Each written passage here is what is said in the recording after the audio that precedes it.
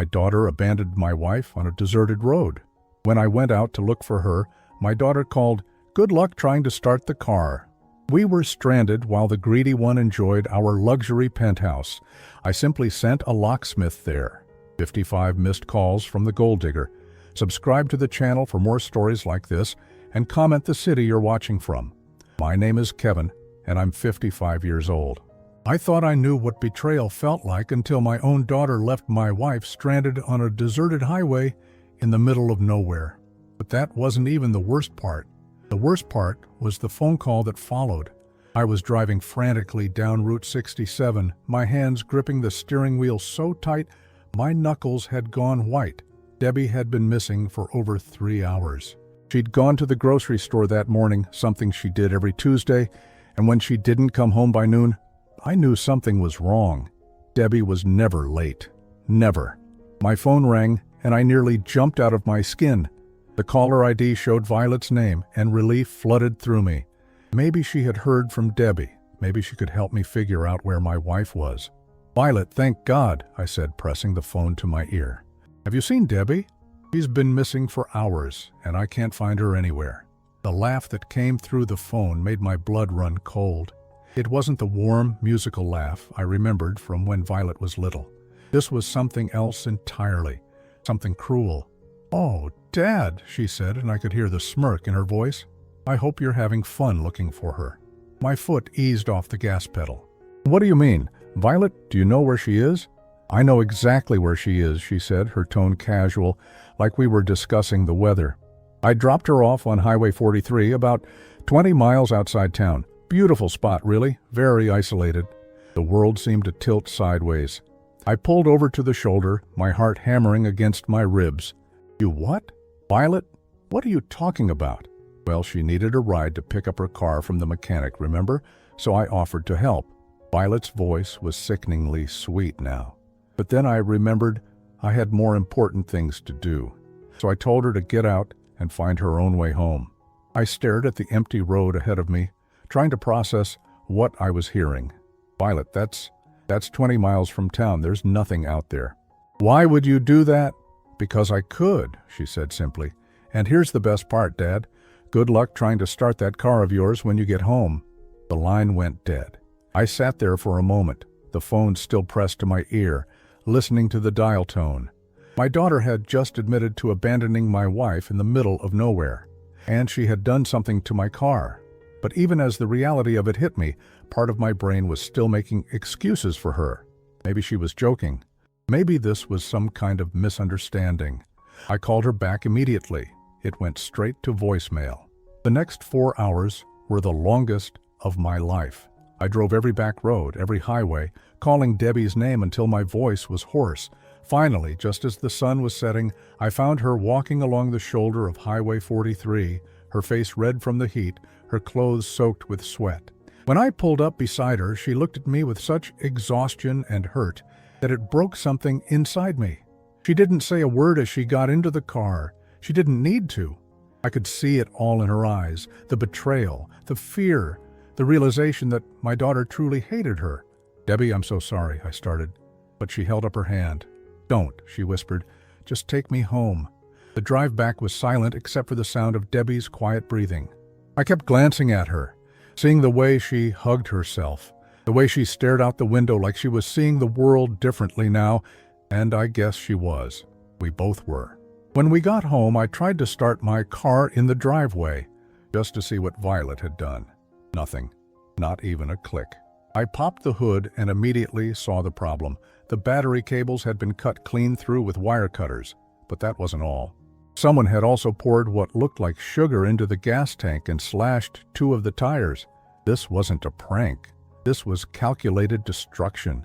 I stood there staring at the damage, and for the first time in my life, I couldn't find an excuse for my daughter's behavior. This was cruel. This was deliberate. This was meant to hurt us, to strand us, to make us suffer. I pulled out my phone and called the first locksmith I could find. "I need you to go to the Ocean View Towers, apartment 4200, I said. "I need all the locks changed immediately." "Sir, it's almost 9 p.m., the locksmith said. "Emergency calls are double rate." "I don't care what it costs," I told him. "Just do it." As I hung up, I realized my hands were shaking, not from anger exactly, from something deeper, from the slow, horrible realization that I didn't know my daughter at all. Debbie was in the kitchen when I came inside, making herself a cup of tea with trembling hands. She looked up at me and I saw something in her eyes I'd never seen before. Not just hurt, but a kind of resigned sadness. "She's been planning this," Debbie said quietly. "This wasn't spur of the moment, Kevin. She's been planning to hurt us." I wanted to argue with her. I wanted to defend Violet the way I always had, but the words died in my throat because deep down, I knew Debbie was right. My phone started ringing. Violet's name flashed on the screen. I looked at it for a long moment, then declined the call. It rang again immediately. I declined it again. By the time I went to bed that night, I had 55 missed calls from my daughter. I couldn't sleep that night. Every time I closed my eyes, I saw Debbie walking along that empty highway, and I heard Violet's laugh echoing in my head. But what kept me awake wasn't just what had happened. It was the memories that were flooding back, all the moments I had dismissed or explained away, all the signs I had been too blind to see. Violet was 28 years old, and I had been making excuses for her behavior since she was a teenager, maybe even longer than that. I remember when she was 16 and we went out to dinner at Romano's, this Italian place Debbie loved. Violet had been unusually quiet during the meal, picking at her food, giving short answers to our questions. Then, when the waiter brought the check, she suddenly perked up. "Dad," she said, batting her eyelashes the way she'd done since she was little. "I saw this purse at the mall today. It's only $300. I had been reaching for my wallet when Debbie spoke up. $300? Violet, that's awfully expensive for a purse." The change in Violet's face was instant. Her eyes went cold, and she turned to look at Debbie with an expression I can only describe as pure hatred. "Well, it's a good thing it's not your money, isn't it?" Violet said, her voice dripping with venom. Debbie's face went pale. I should have said something. I should have told Violet that she couldn't speak to my wife that way.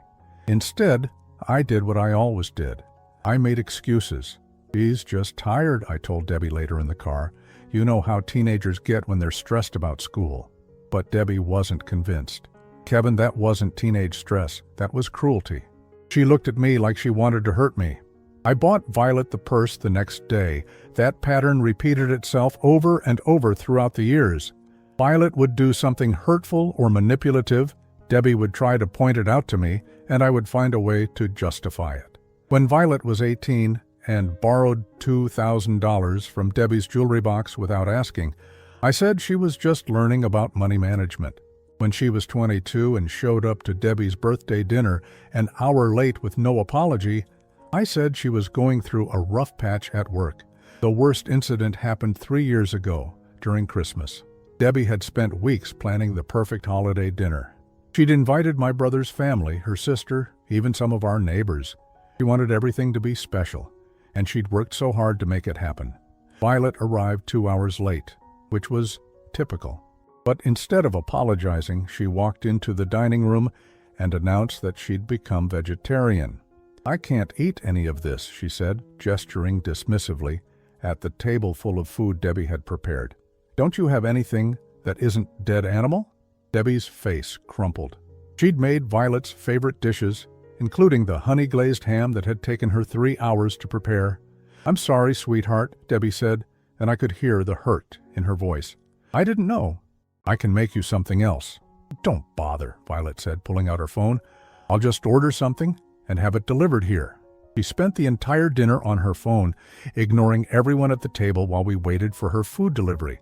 When the doorbell rang, she jumped up to get her order, leaving her delivery containers on Debbie's antique dining table without even asking. After dinner, I found Debbie in the kitchen, quietly scraping the untouched ham into the garbage. "She did that on purpose," Debbie said without looking at me. "She's not vegetarian, Kevin. I saw her eating a cheeseburger at the mall last week." I wanted to defend Violet. I opened my mouth to say something about how young people go through phases, how she was probably just trying to be healthier. But the words wouldn't come, because deep down, I knew Debbie was right. Violet had timed her announcement perfectly to cause maximum hurt. She had waited until she saw how much effort Debbie had put into the meal, and then she had thrown it back in her face.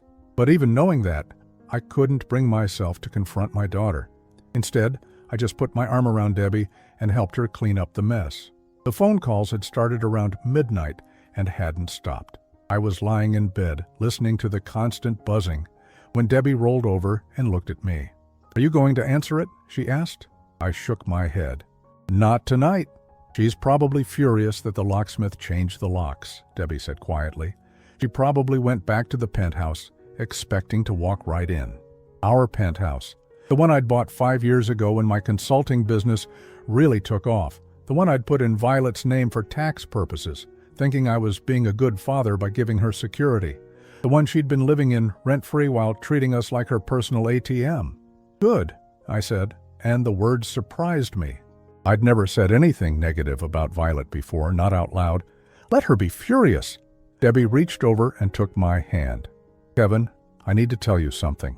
Something I should have told you a long time ago." I turned to face her in the darkness. "What is it?" 3 months ago, Violet came to the house while you were at work. She asked me for $5,000, said it was for a business investment, something about starting her own company. My stomach tightened. "What did you tell her?" "I told her she needed to talk to you about it, that it wasn't my decision to make." Debbie's voice was barely a whisper. She got angry. She'd told me that the money was going to be hers eventually anyway, so I might as well give it to her now. When I said no, she what? She said that if I didn't stay out of her way, she'd make sure you chose between her and me, and she said she was confident about which one you'd pick. The phone rang again. The 56th call. I reached over and turned it off completely. "Why didn't you tell me?" I asked. "Because I was afraid," Debbie admitted. "I was afraid you'd think I was being dramatic. I was afraid you'd take her side, like you always do." I couldn't argue with that, because she was right. I would have taken Violet's side. I would have found a way to explain away her threats, to make it seem like a misunderstanding. But lying there in the dark, listening to Debbie's quiet breathing, I realized something that terrified me. My daughter hadn't just abandoned us on that highway. She had been planning to destroy us for months. The next morning, I woke up to silence. It was the first time in years that my phone wasn't buzzing with some demand or crisis from Violet. The quiet should have been peaceful, but instead it felt ominous, like the calm before a storm. Debbie was already in the kitchen when I came downstairs, sitting at the table with a cup of coffee and a stack of mail she'd been avoiding. She looked up at me with tired eyes, and I could see she hadn't slept much either.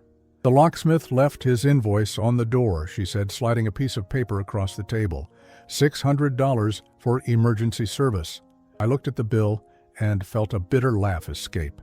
$600 to keep my own daughter out of the home I was paying for. But what choice did I have? After what she'd done yesterday, I couldn't trust her to have access to anything. "I need to check something," I told Debbie, heading toward my home office. I'd been putting off going through the financial statements that had been piling up on my desk. Usually I just glanced at them to make sure everything looked normal, but now I had a sick feeling in my stomach that normal was the last thing I'd find. I opened my laptop and logged into my bank accounts, starting with the checking account I used for household expenses. The balance was lower than I expected, but not alarmingly so. Then I moved to the savings account. My breath caught in my throat. The account that should have had $43,000 in it was down to $12,000. I stared at the screen, blinking hard, hoping I was misreading the numbers, but there they were, clear as day. $31,000 had been withdrawn over the past 4 months. All electronic transfers, all authorized with my personal access codes. My hands were shaking as I clicked through the transaction history. The transfers weren't random. They were methodical, calculated. 5,000 here, 7,000 there, never enough at once to trigger any automatic alerts from the bank. Someone who had access to my accounts had been systematically draining them. I grabbed the stack of credit card statements from my desk drawer, the ones I'd been meaning to review for weeks. As I tore open the first envelope, my heart was already pounding. The statement for my American Express card showed a balance of $18,700. I never carried a balance on that card. Ever. The charges made my stomach turn. Designer clothing stores, expensive restaurants, a jewelry purchase for $4,000, spa treatments, even a weekend trip to Miami that cost $3,000. All charges I'd never made, in places I'd never been. But the signature on the receipts was mine, or at least it looked like mine. I called the credit card company immediately, my fingers fumbling with the phone numbers. "This is Kevin Hartwell," I said when the representative answered. "I need to dispute charges on my account. Someone's been using my card without authorization." "I can help you with that, Mr. Hartwell," the woman said. "Can you tell me which charges you'd like to dispute?" I started reading off the fraudulent purchases, but she stopped me after the third one.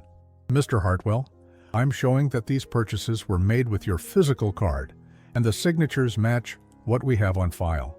Are you saying your card was stolen?" "No," I said slowly. "The card is still in my wallet, but I didn't make these purchases." "Sir, do you have any authorized users on this account?" My blood ran cold. "Yes, my daughter." "And what's her name?" "Violet Hartwell." I heard typing on the other end of the line. "Mr. Hartwell, according to our records, all of these charges were made by Ms. Hartwell using her authorized user card. The signatures match perfectly because they're hers." The room started to spin. I'd added Violet as an authorized user when she turned 18, thinking it would help her build credit. She was supposed to use it only for emergencies. Gas money if she was stranded, maybe a meal if she forgot her wallet. Not this. Never this. "How much has she charged in total?" I asked, though I wasn't sure I wanted to know the answer. "Over the past 6 months, Ms. Hartwell has charged $24,632.47 to this account." I hung up the phone and sat there staring at the financial carnage spread across my desk. Violet hadn't just abandoned us on that highway. She'd been robbing us blind for months. I called my other credit cards. Same story. Violet had been using her authorized user privileges to fund a lifestyle I never even knew she was living. Designer clothes, expensive dinners, weekend trips with friends. All on my dime, while I worked 60-hour weeks to keep our family afloat. The worst part was the bank transfers. Those required my personal login information, passwords I'd never shared with anyone, which meant Violet had been watching me, studying my habits, learning my security codes. She'd turned my own trust against me. When I added it all up, the total was staggering. $57,800 gone. Stolen by my own daughter while I slept in the same house, while I worried about her future, while I defended her to Debbie time and time again. I called Debbie into the office and showed her everything. She sat in the chair across from my desk, looking at the statements with a mixture of sadness and vindication. "I knew something was wrong," she said quietly. "She's been wearing expensive clothes, carrying designer purses. I asked her once where she got the money for a $2,000 handbag, and she said she'd been saving up." "Why didn't you tell me?" I asked. Debbie looked at me with tired eyes. "Kevin, would you have believed me? Or would you have found some way to explain it away?" I couldn't answer that question, because we both knew the truth. I would have made excuses. I would have found reasons why Violet deserved nice things, why she was just being resourceful, why Debbie was being paranoid. But sitting there, surrounded by the evidence of my daughter's betrayal, I couldn't make excuses anymore. This wasn't a misunderstanding or a phase. This was theft. This was calculated, deliberate fraud. My phone buzzed with a text message. Violet's name appeared on the screen, and for a moment I considered ignoring it. But I needed to know what she had to say for herself. The message was short and to the point. "Dad, why did you change the locks? We need to talk. This is ridiculous." I stared at the text, amazed by her audacity. After everything she'd done, she was acting like I was the unreasonable one, like I was the one who owed her an explanation. I showed the message to Debbie, who just shook her head. "She really thinks you're going to back down," Debbie said. "She thinks if she acts indignant enough, you'll apologize and give her everything she wants." "Not this time," I said, and I meant it. "This time, she's gone too far." I typed back a single word. "No." Her response came immediately. "What do you mean, no? I'm your daughter. You can't just lock me out." I turned off my phone and looked at Debbie. "We need to call the bank. We need to freeze all the accounts and remove her access to everything."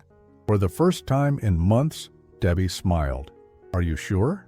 I nodded, feeling something shift inside me. Something that had been broken for years was finally starting to heal.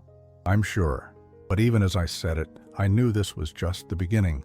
Violet wasn't going to give up her meal ticket without a fight. By noon, I had frozen every account, canceled every card, and removed Violet's access to anything connected to my finances. The bank manager, a woman named Patricia, who'd handled my accounts for years, didn't even try to hide her shock when I explained what had happened. "Mr. Hartwell, I have to ask," she said, reviewing the paperwork. "Are you absolutely certain you want to remove your daughter from everything? This is pretty comprehensive." "I'm certain," I told her, "and I want to be notified immediately if she tries to access anything or if anyone claiming to be me calls about these accounts." Patricia nodded and made notes on my file. "I'll put a verbal password on everything. She won't be able to get any information, even if she has your social security number." As I was signing the final documents, my phone rang. I'd turned it back on to deal with the bank, and now I was regretting it. Violet's name flashed on the screen. "Answer it," Debbie said. She'd come with me to the bank for moral support. "You need to hear what she has to say." I took a deep breath and accepted the call. "Violet!" "Dad, what the hell is going on?" Her voice was sharp, angry. No trace of the sweet, manipulative tone she usually used with me. "My card got declined at lunch. The restaurant manager was incredibly embarrassing about it." "Your card got declined because I canceled it," I said calmly. Silence. Then, "You what?" "I canceled all your cards. I also removed your access to my bank accounts." "You can't do that." The mask was completely off now. This was Violet's true voice, the one Debbie had been trying to tell me about for years. "Those accounts have my name on them." "As an authorized user," I said, "which I can revoke at any time, which I just did." "Dad, you're being ridiculous. I needed that money for important things." "Important things?" I could feel my anger rising. "Like the $4,000 bracelet you bought last week, or the weekend in Miami that cost $3,000. Another silence. When she spoke again, her voice was different, calculating. "Dad, you're upset. I get it. Maybe I should have asked before making some of those purchases, but you've always taken care of me. That's what fathers do." "What fathers don't do," I said, "is allow their daughters to steal from them." "Steal?" Her voice went up an octave. "How is it stealing when you gave me access to those accounts?" "I gave you access for emergencies, Violet, not so you could fund a lifestyle I can't even afford." "You can afford it," she snapped. "You're just being stingy. You and that woman have plenty of money." "That woman?" She couldn't even say Debbie's name. "That woman is my wife," I said. "And you left her stranded on a highway yesterday. You sabotaged my car. You could have gotten her killed." "Oh, please." Violet's voice was dripping with contempt. She was fine. It was just a little walk. Maybe it taught her to mind her own business for once. The casual cruelty in her voice made my stomach turn. This wasn't my little girl having a bad day. This was a stranger who looked like my daughter, but had none of her heart. "Violet," I said slowly, "I want you to listen to me very carefully. You are not welcome in my home anymore. You are not welcome in the penthouse that I've been paying for. You have 72 hours to get your belongings and find somewhere else to live." "You're kicking me out." She sounded genuinely shocked, as if the possibility had never occurred to her. "Dad, you can't be serious." "I'm completely serious." "But where am I supposed to go? I don't have any money." "You should have thought of that before you stole $57,000 from me." "I didn't steal anything." Her voice was getting hysterical now. "That money was supposed to be mine anyway. You always said I was your inheritance." "Inheritance is something you get when someone dies, Violet. I'm very much alive, and I'm keeping my money." "This is all her fault," Violet screamed. "That woman poisoned you against me. She's been trying to turn you against your own daughter since the day you married her." "Stop." My voice was harder than I'd ever heard it. "Debbie never said a word against you. She defended you when I should have seen what you really are." "What I really am?" Violet's voice was pure venom now. "I'm your daughter. I'm your family. She's just some woman you married when you got lonely." "She's the woman I love," I said. "And you're the stranger who tried to hurt her." I could hear Violet crying on the other end of the line, but they weren't tears of sadness. They were tears of rage, of frustration that her manipulation wasn't working. "Dad, please," she said, and now she was back to the little girl voice. "I'm sorry. I made mistakes, but we're family. Family forgives each other." Family doesn't abandon each other on empty highways, I said. Family doesn't steal. Family doesn't threaten the people we love. I never threatened anyone. You told Debbie that if she didn't stay out of your way, you'd make me choose between the two of you. Silence. Then quietly. She told you that? Yes, she did. And you know what, Violet? You were right about one thing. I am choosing. I'm choosing the person who loves me without conditions. I'm choosing the person who never asked me for anything except to be treated with respect. You're choosing her over your own daughter? I'm choosing sanity over chaos. I'm choosing love over manipulation. I'm choosing my wife over someone who pretends to be my daughter when she wants something. Violet was quiet for a long moment. When she spoke again, her voice was cold, calculating. You're going to regret this, Dad. You think you know everything, but you don't. You have no idea what I'm capable of. Is that a threat? It's a promise. You want to cut me off? Fine. But don't think this is over. I know things about you, about your business, about your precious wife. Things that could ruin you. The line went dead. I sat there holding the phone, my hands trembling slightly. Debbie was watching me with concerned eyes. What did she say? She asked. I told her about the threat, about the cold anger in Violet's voice, about the way she'd stopped sounding like my daughter and started sounding like a stranger who wanted to hurt us. Kevin, Debbie said softly, I need to tell you something else, something I probably should have told you years ago. My heart sank. What now? Last year, when you were traveling for work, Violet came to the house. She was drunk, angry about something. She started going through your desk, looking for something. When I asked her what she was doing, she said she was looking for documents that proved you were hiding money from her. Documents? She was specifically looking for life insurance policies, investment accounts, anything that might show how much money you really have. She said she needed to know what she was entitled to. I felt sick. How long was she there? About an hour. I couldn't get her to leave. She kept saying she had a right to know about her inheritance, that she was tired of living on an allowance like a child. I thought about my home office, about all the financial documents I kept in my desk, my will, my investment portfolios, my retirement accounts. If Violet had found those, she would know exactly how much money was at stake. Debbie, I said slowly, I think I need to call my lawyer. Nah, because if Violet knew how much money I really had, and if she was angry enough to threaten us, this was far from over. This was just the beginning of a war I'd never wanted to fight, but was apparently going to have to win. My lawyer, Marcus Chen, had been handling my business affairs for over a decade. When I called him that afternoon and explained what was happening, he didn't seem surprised. In fact, he sounded almost relieved. Kevin, I've been waiting for this call for 3 years, he said. I was wondering when you'd finally see what everyone else could see about Violet. Everyone else? I felt a cold knot forming in my stomach. Your accountant, your financial advisor, even Patricia at the bank. We've all been concerned about the way Violet has been accessing your accounts. The spending patterns, the timing of withdrawals. It looked like financial abuse, but we couldn't say anything without proof. I sat there in stunned silence. All these people who worked with me, people I trusted, had been watching my own daughter steal from me, and I'd been too blind to see it. What do I need to do? I asked. First, we change your will immediately, then we transfer ownership of the penthouse back to you. After that, we make sure she has no legal claim to anything, no power of attorney, no beneficiary designations, nothing. Doc, how long will that take?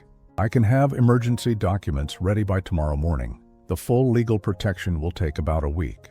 That night, Debbie and I sat in our living room, planning what felt like a military operation. We made lists of everything Violet had access to, every possible way she could try to hurt us or take what wasn't hers. She knows where we keep the spare key, Debbie said. She knows the alarm code. She knows when you usually travel for work. I nodded, making notes. I'll have the security system changed tomorrow. New codes, new protocols. What about your business accounts? Marcus is handling those. Everything gets new passwords, new security questions. If she tries to access anything, we'll know about it immediately. We worked until almost midnight, covering every angle we could think of. But even as we planned our defenses, I couldn't shake the feeling that we were missing something. Violet was smart, and she was angry. She wouldn't just give up. and disappear? The next morning, Marcus arrived at our house with a thick folder of documents. As I signed paper after paper, he explained what each one meant. "This removes her from your will entirely," he said, sliding another document across the table. "This transfers the penthouse deed back to your name only, and this establishes that she has no legal claim to any of your assets, current or future." Laidate, what if she contests it? She can try, but she'd have to prove that she was financially dependent on you and that cutting her off would cause undue hardship, given that she's 28 years old and capable of working, and given that we have documentation of her theft, any judge would laugh her out of court. I signed the final document and felt something lift from my shoulders. For the first time in years, maybe decades, I was completely in control of my own finances. "There's one more thing," Marcus said. "I recommend that you document everything that's happened. Keep records of the theft, the abandonment incident, any threatening communications. If this escalates, you'll want a paper trail." As if on cue, my phone buzzed with a text message. Violet's name appeared on the screen. "Dad, I've been thinking about our conversation yesterday. I realize I may have overreacted. Can we talk?" I showed the message to Marcus and Debbie. Marcus smiled grimly. Classic manipulation tactic. When the threats don't work, they try to backtrack and act reasonable. Don't respond. But the messages kept coming throughout the day. Each one was slightly different, testing different approaches. "I'm sorry if I hurt your feelings. I never meant to cause problems. I've been under a lot of stress lately. I haven't been thinking clearly. I love you, Dad. Please don't throw away our relationship over money." By evening, the tone had shifted again. "I went to the penthouse and my key doesn't work. This is ridiculous. I have nowhere to go." "Dad, I'm serious. I need to get my things. You can't just lock me out of my own home. I'm calling the police if you don't let me into my apartment." I turned my phone off and poured myself a drink. Debbie came and sat beside me on the couch, taking my hand in hers. "How are you holding up?" she asked. "I keep waiting to feel guilty," I admitted. "I keep expecting to want to fix this, to find some way to help her, but I don't. Is that terrible?" Debbie squeezed my hand. "Kevin, for the first time in years, you're protecting yourself and the people you love. That's not terrible. That's healthy." The next few days passed quietly, too quietly. Violet had stopped calling, stopped texting. The silence was more unnerving than her constant demands had been. Then, on Thursday morning, my business partner called. "Kevin, we have a problem," he said. "Someone called the Johnson account yesterday, claiming to be you. They tried to get information about our upcoming contract negotiations." My blood ran cold. What kind of information? Proprietary stuff. Budget numbers, timeline details, client preferences, stuff that could be used to undercut our bid. Did they get anything? No, thank God. Susan in accounting got suspicious when you couldn't answer basic security questions. But Kevin, whoever it was, knew enough about the project to sound convincing at first. I hung up and immediately called Marcus. "She's trying to sabotage my business," I told him. "She's making calls, pretending to be me, trying to get confidential information." "That's identity fraud," Marcus said, "and potentially corporate espionage. We need to document this immediately." I spent the rest of the day calling clients, warning them about potential fraud attempts. I had to explain over and over that my own daughter was trying to destroy my business. The humiliation was almost overwhelming, but with each call I made, each protective measure I put in place, I felt stronger. I was done being a victim. I was done letting Violet manipulate and control me. That evening, Debbie and I were having dinner when we heard a car in the driveway. We looked at each other, both thinking the same thing. Violet had come home. I walked to the window and peered through the blinds. There she was, getting out of a car I didn't recognize, walking toward our front door like she lived here, like nothing had changed. The doorbell rang. "Don't answer it," Debbie said. But I was already walking toward the door. It was time to face her. It was time to make it clear that this was over. I opened the door but didn't invite her in. Violet stood on the porch, and for a moment, I barely recognized her. She looked haggard, desperate. Her usual perfect makeup was smudged, her clothes wrinkled. "Dad," she said, and her voice was small, broken. "Please, I need help. "No," I said simply. "I don't have anywhere to go. I don't have any money. I've been sleeping in my car for 2 days. That's not my problem anymore." Her face changed then. The mask slipped completely, and I saw the real Violet, the cold, calculating person who had been hiding behind my little girl's face for years. "You're really going to do this?" she said. "You're really going to choose that woman over your own daughter?" "I'm choosing self-respect over manipulation," I said. "I'm choosing honesty over theft. I'm choosing love over abuse." "I never abused you. You stole from me. You threatened my wife. You tried to destroy my business. What would you call that?" Violet's eyes filled with tears, but they weren't tears of sadness. They were tears of pure rage. "You'll regret this," she said. "When I'm gone, when you never see me again, you'll realize what you lost." "I already know what I lost," I said. "I lost a fantasy. I lost the idea of a daughter who never really existed." I closed the door and locked it. Through the window, I watched Violet stand on the porch for a long moment before finally walking back to her car. As she drove away, I felt something I hadn't expected: relief. For the first time in 28 years, I was free. 2 years have passed since that night Violet drove away from our house. 2 years since I finally saw my daughter for who she really was, and 2 years since I chose to save myself instead of enabling her destruction. The first few months were the hardest. I kept expecting her to call, to show up at the door, to find some new way to manipulate her way back into my life. The silence felt strange, almost unnatural after decades of constant drama and crisis management. Debbie and I went to counseling together, something I'd resisted for years. I thought we were working on our marriage, but what I really learned was how to recognize the patterns of manipulation that had controlled my life for so long. How Violet had trained me to respond to her demands, to feel guilty when I said no, to prioritize her wants over everyone else's needs. "You weren't being a good father," our therapist, Dr. Sarah Martinez, explained during one session. "You were being an enabler. There's a difference between love and fear, Kevin. You weren't acting out of love for Violet. You were acting out of fear of losing her approval." It took me a long time to understand what she meant, but slowly, I began to see how my desperation to be a good father had actually made me a terrible one. By never setting boundaries, by never holding Violet accountable, I had taught her that she could take whatever she wanted from people who loved her. I had created the monster that nearly destroyed my marriage. The financial recovery took about 8 months. Between the stolen money and the legal fees, Violet had cost me almost $70,000. But rebuilding our savings felt good. Every dollar we put back was a step away from the chaos she had created. I sold the penthouse.